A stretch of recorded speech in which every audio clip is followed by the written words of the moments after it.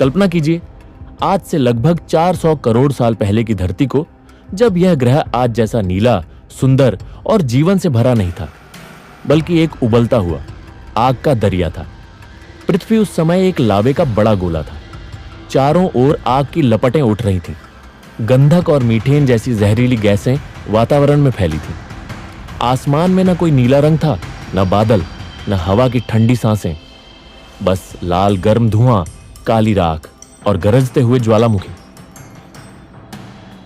यह धरती का सबसे उग्र और विकराल रूप था। कोई जीवन नहीं था, कोई पानी की बूंद नहीं, कोई हरियाली नहीं, और इंसान तो बहुत ही दूर की बात थी। यह वो समय था जब पृथ्वी अपने आप को गढ़ रही थी। उसे उस रूप में ढलने में लाखों करोड़ों साल लगने वाले थे, जैसा आज हम देखते हैं। धीरे धीरे लाखों सालों तक यह जलता हुआ गोला ठंडा होने लगा। ज्वालामुखी फूटते रहे, लेकिन उनके बादलों ने वातावरण को ढकना शुरू कर दिया। उन बादलों से जब पहली बारिश की बूंदें गिरीं, तो पृथ्वी की गर्म सतह पर भाप बनकर उड़ती चली गईं। लेकिन बारिश रुकती नहीं थी। वह हजारों सालों तक लगातार होती रही, और उस अनवरत बारिश ने आखिरकार कुछ ऐसा कर दिखाया जो असंभव सा लगता था। पृथ्वी पर पानी भर गया। धीरे धीरे महासागर बने, झीलें बनी, और पृथ्वी पर पहली बार नमी ने कदम रखा। इन्हीं गहरे सागरों की लहरों में जीवन की पहली चिंगारी ने जन्म लिया। यह कोई अचानक हुआ चमत्कार नहीं था, बल्कि रासायनिक प्रतिक्रियाओं की एक जटिल प्रक्रिया थी जो लाखों वर्षों तक चलती रही। जब सही तापमान, सही अणु और सही वातावरण मिले, तो उस महासागर में बनी जीवन की पहली कोशिका, एक कोशिकीय प्राणी, जिसे आज हम प्रोटोबायंट कहते हैं।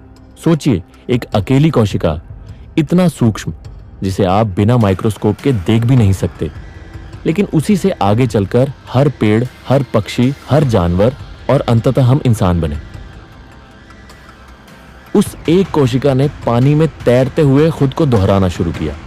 वह खुद को कॉपी करती गई, विकसित होती गई, और समय के साथ कुछ कोशिकाएं आपस में जुड़ने लगी।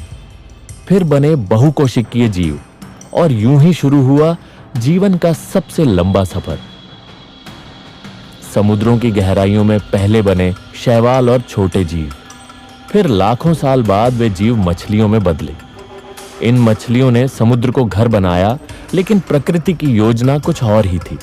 एक दिन कुछ मछलियों ने तट की ओर जाना शुरू किया, और धीरे धीरे उन्होंने धरती पर सांस लेना सीखा। उनके पंख पैरों में बदलने लगे। उन्होंने पानी के बाहर चलना सीखा। यही थे पहले उभयचर जीव, जो पानी और जमीन दोनों में रह सकते थे। धरती पर आते ही जीवन ने नई दिशा पकड़ी। अब जीव ज्यादा जटिल होते जा रहे थे। छोटे कीड़े, फिर सरीसृप, और फिर आए धरती के राजा, डायनासोर। करोड़ों साल तक इन विशाल जीवों ने धरती पर राज किया।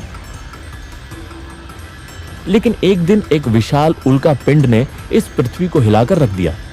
आकाश में धूल छा गई, सूरज की रोशनी रुक गई, और धीरे धीरे डायनासोर खत्म हो गए। डायनासोरों के जाने के बाद एक नई शुरुआत हुई, स्तनधारियों की। छोटे छोटे जीव जो अपने बच्चों को जन्म देते थे, दूध पिलाते थे और झुंड में रहते थे। इन्हीं में से एक प्रजाति थी जो पेड़ों पर रहती थी, हाथों और पैरों से शाखाओं पर झूलती, फलों को खाती और समूह में रहती, बंदर। यहां से कहानी और भी रोचक हो जाती है।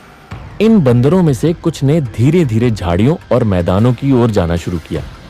वहां उन्हें पेड़ों पर चढ़ने की जरूरत कम थी, और शिकारियों से बचने के लिए खड़े होकर देखने की जरूरत थी। उन्होंने धीरे धीरे दो पैरों पर चलना शुरू किया।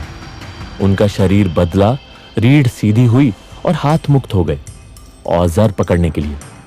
यही था पहला मोड़, जहां एक बंदर जैसा प्राणी अब होमो इरेक्टस में बदल गया था।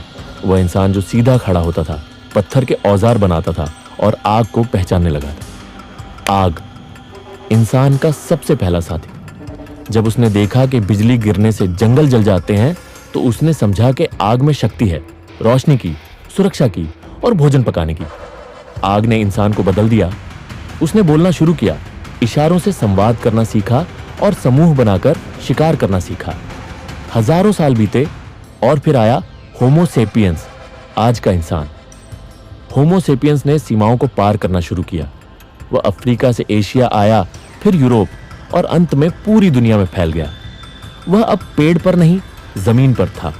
वह अब जानवरों की तरह नहीं, सोचने वाला जीव बन चुका था। उसने खेती सीखी, पालतू जानवरों को अपनाया, गांव बसाए, फिर शहर बनाए। उसने ईंटों से घर बनाए, पत्थरों से मंदिर गढ़े। उसने भाषा बनाई, धर्मों की रचना की।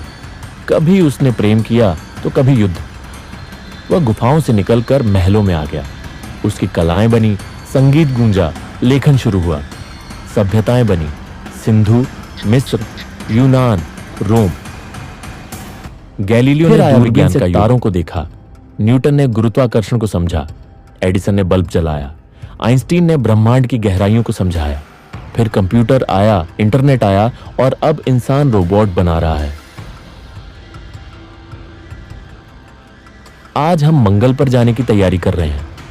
हम जीन एडिट कर सकते हैं, आर्टिफिशियल इंटेलिजेंस बना सकते हैं और पलक झपकते दुनिया से बात कर सकते हैं। सोचिए, उस एक छोटी सी कोशिका से लेकर आज के सुपर कंप्यूटर और रॉकेट्स तक का सफर कितना लंबा और अद्भुत रहा है। लेकिन अब जरा रुकिए और सोचिए, हमने ये सब कुछ पाया, लेकिन क्या हमने इस धरती को वो सम्मान दिया जिसकी वह हकदार है? जिस धरती ने हमें जीवन दिया, क्या हम उसे बचा पाए हैं?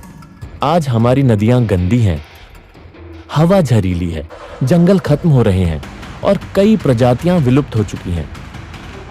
क्या ये वही धरती है जो करोड़ों साल पहले जीवन का पालना बनी थी? अब सवाल ये नहीं है कि हम कहां से आए हैं, वो तो साफ है। एक कोशिका से, एक महासागर से, एक बंदर से, एक होमो सेपियंस से। अब असली सवाल ये है, हम कहां जा रहे हैं? क्या हम उस ओर बढ़ रहे हैं जहां जीवन खत्म हो जाएगा, या उस दिशा में जहां विज्ञान और प्रकृति का संतुलन बनाकर हम इस धरती को फिर से स्वर्ग बना सकते हैं? यह सवाल अब हम सबके सामने है और इसका उत्तर हमें ही देना है, अपने हर फैसले, हर कदम से। अगर आपको यह जीवन की यात्रा पसंद आई हो तो इस वीडियो को लाइक करें, शेयर करें और सब्सक्राइब करना ना भूलें। अगली बार फिर मिलेंगे एक नई कहानी के साथ, एक नई खोज, एक नए सवाल के साथ। धन्यवाद।